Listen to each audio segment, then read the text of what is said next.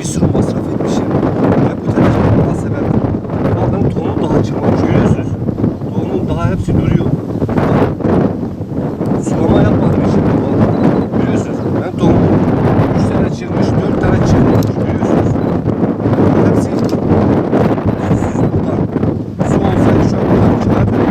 Bu da ülke ekonomisine katkı sağlardı. Görüyorsunuz. Yetkililere sesleniyoruz. Lütfen bize bir çare olun. Bize bir çare olun. Elektrik sorunun 4 olması gerekirken bizim elektriğimiz ne kadar? 310-330 civarı. Şöyle bakalım. Bunun 400 olması gerekirken 336, 338, 339. Bununla sulama nasıl yapıyor abi? Buna sulama mı olur? Çünkü şu an bunu çalıştırdığım zaman makineyi bozar. Abi yaklaşık bir 4 aydır biz elektriği göremiyoruz. Çünkü sulama yapamıyoruz. Şu şekil elektrik bir geliyor 15-20 dakika olmadan voltajı düşüp hani örnek veriyorum 400'e çalışması gerekirken 300'e düşüyor. 300'e düştüğü zaman otomatikman elektrik gidiyor ve birden 500'e yükseliyor. Bu şekil elektrik geldiği zaman bütün sondajlara vuruyor ve içindeki bütün elektronik malzemeleri yakıyor. Ne olsun mesela bizim hani sulamayı boş ver de köyün içindeki bizim eşyalarımız yanıyor. Benim şahsi hem televizyonum hem de çamaşır makinemi yaktı. Şu anda hani TEDAŞ'ta büyük bir sorun yaşıyoruz. Bunun sebebi yani biz gidiyoruz diyoruz ki bize niye elektrik vermiyorsunuz? Normalde Düzova köyü bir de Yaprakbaşı 2 hat üzerinden geliyordu. Buraya gelen yeni bir tane müdür var. Bu müdür gelmiş bize söylüyor ki diyor ki sizin borcunuz var. Ama bizim borcumuzun sebebi ne? Hani ne borcumuz var diyoruz. Diyor ki senin örnek veriyorum. Şu anda sulama yaptığım 30 dönümdür, 50 dönümdür. Bana diyor ki 1 trilyon para vereceksin. Niye ben bu parayı veriyorum ya? Ben bu kadar hani tarlayı satsam tarlayı da satamıyorum. Bunu nasıl vereceğim? Yani 1 trilyon para kolay bir şey mi? Şu anki parayla 1 milyon para. Bana diyor ki abonesizlikten. Ben abonemi örnek veriyorum, ben abonemi 8. ayın 18'de yapmışım. Bana ceza 9. ayın 27'sinden gelmiş. Ne yasayı dinliyorlar ne bir şey takip ediyorlar. Bu TEDAŞ şu an buradaki büyük bir zalimlik yapıyor. Yani şu anda ben pamuğumu ekmişim, çapamı vurmuşum ama sulama yapamıyorum ki. Elektrik geliyor 300'den nasıl sulama yapacağım? Voltajı 400 olması gerekirken 300'e geliyor. Ben bunu nasıl yapayım? Yani şu anki sorunumuz, büyük bir sorunumuz var. TEDAŞ'ta bu şekilde devam etmez. Hani şöyle yaklaşık bir 10 binden fazla bir pamuk ekmiş. Düzova köyü Yaprakbaşı. Bu 10 bin dönümü nereden bakarsan 50 milyona yakın bir geliri var. Türkiye'ye ekonomisine katkı sağlayacak. Elektrika düşmüş geleni o haro hengi daruti tamamen eşyayı meşevutin. O tamamen malzeme meşevutin. O zade mecik şevutin. Elektrik hengi kas geleni isal kogne baş. Beri zarar dikir. Hengi mazot bu abi o elektrik per bu abi o hengi tez bu abi beri mezrar dikir. Uca elektrik kezmiş ki uyu mahsulü me beri cehtani uyacı şu. Tüştük yani elden nak. Yani elektriki tamamen tanıma şevutanım.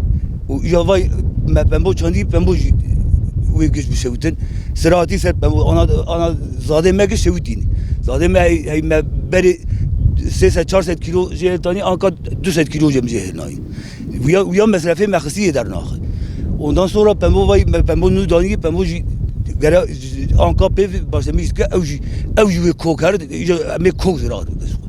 Ceylanı me hey ama pür düşük. Ceylanı me binaş olun.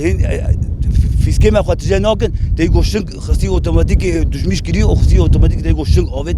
O hat. Çünkü fiske me xatice nakin disi der. Fiske me düşüğün fiske me xatice nakin. Uca abi me gişevitin. Malzeme me gişevitin. Herki خودی سونتاش گشت سونتاشه و جار کی دو جارا شویتی سبب بی الکتریکا düşük. یک سونتاش 100 milyar lider. یک سونتاش شویت موتورا 100 milyar lider. Uca ona göre afdani nakin 2 roja 3 roja hayat 5 roja haftaki وی معزما نو ناب نای تلاش دینه هم که هایی دینه خواهد نادن ایجا الکتریکا مویاکی ایجای دینه وان تونجی وری بودی abone مالاجی گش مقدور بودی اما abone منی مالی هایی تمام beyaz eşyayı مشویتی duruyor veya dengi ikide bir derette beyaz eşeğime geçebitti. Ne kadar iş gibi o düşmüş gibi ani tıştık ben nasıl olur. Ziyame biraz yetkili halim evi person o elektrika evi kılmak beri. Şimdi eskiden zaten iki köy var burada zaten elektrik sorunu olan 2 tane köy var. 2 hat geliyordu yani 2 tane yüksek gerilim hattı. TEDAŞ gelip 3 tane direği kaldırıp 2 hattı tek hatta çevirdiler. Bunun yapmalarının sebebi bize söylediklerine göre hani köyün borcu varmış. Kesinlikle var ama öyle bir şey yok. Çok az borcu var. Zaten bize gelen desteklemelerden kendi paralarını alıyorlar. Biz de kendi faturalarımızı ödüyoruz. Yalnız şöyle bir şey var. TEDAŞ haksız yere buradaki sondaj kuyularına ceza kesiyor. Yani yüksek miktarda cezalar kesmektedir. Biz de onu dava açıyoruz. TEDAŞ onu beklemeden elektriğimizi kesmeye çalışıyor. Yani şu anda zaten ekinler buğdayda verim yarı yarıya düşmüş. Bir de şu şekil pamuk sezonu geldi, sulama sezonu. Eğer pamuğun suyu gecikirse pamuk kesinlikle kurur. Yani pamuktan verim kesinlikle alamayız. Bir de biz gereken her şeyi yaptık, elimizden gelen her şeyi yaptık. Bütün yetkililere söyledik. Hatta TEDAŞ müdürüne de gittik. Kendisi hiç yardımcı olmadı bize. Yani en son bekliyoruz yani birilerinin bir şey yapmasını bekliyoruz. Yetkililere sesleniyoruz. Bu konu hakkında hani bir ortak nokta uzlaşıp gerekenin yapılmasını istiyoruz. Bir de biz Çınar Savcılığına da başvuru yaptık. Hani şikayette bulunduk. Kaymakama ilettik, vali beye ilettik, müdüre ilettik, bölge müdürüne ilettik, CİMER'e ilettik. Yani gereken bütün yerlere ilettik. Sorunun bu olduğunu bekliyoruz. Bir çözüme kavuşmasını diliyoruz başkanım. Fatura şu şekil sezonluk geliyor. Örneğin sulama sezonundan, buğday ya da pamuk sezonundan sonra geliyor. Yani ortalama 300 fatura, 400 fatura, 500 geliyorsa bir o kadar da kaçak geliyor. Bizim kendi sondaj kuyumuza 680 bin lira ceza kesilmiş. Biz bunu nasıl ödeyeceğiz? Zaten kazandığımız fazla pek bir şey yok ki.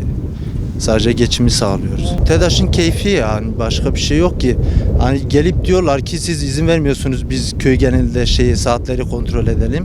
Öyle bir şey yok. Her geldiklerine ben rahatça gidip bakabiliyorlar saatlerine. Kaç sefer geldiler bizim kendi sondajımıza. Biz karışmadık onlara, ne yapıyorsanız yapın dedik.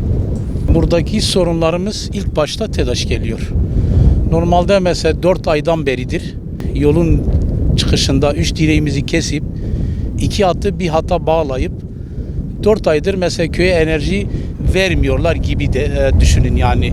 Nasıl yani 15 dakika geliyor, saniyesinde elektrik gidip geri geliyor. O zamanda mesela millet şu anda köyde 20-30 kişinin dalgıcı yanmış. Televizyonu yanmış, buzdolabı yanmış. Yani elektronik eşyalar hepsi yanıyor. Yüksek enerjiden dolayı. Cumhurbaşkanına sesleniyoruz. Mesele çıkıp da diyor ki hiç sürülmemiş bir yer kalmasın. Mesela milli servetin yükselmesi için ama bakıyoruz ki mesela TEDAŞ zulmünden bizi hiç kimse kurtarmıyor.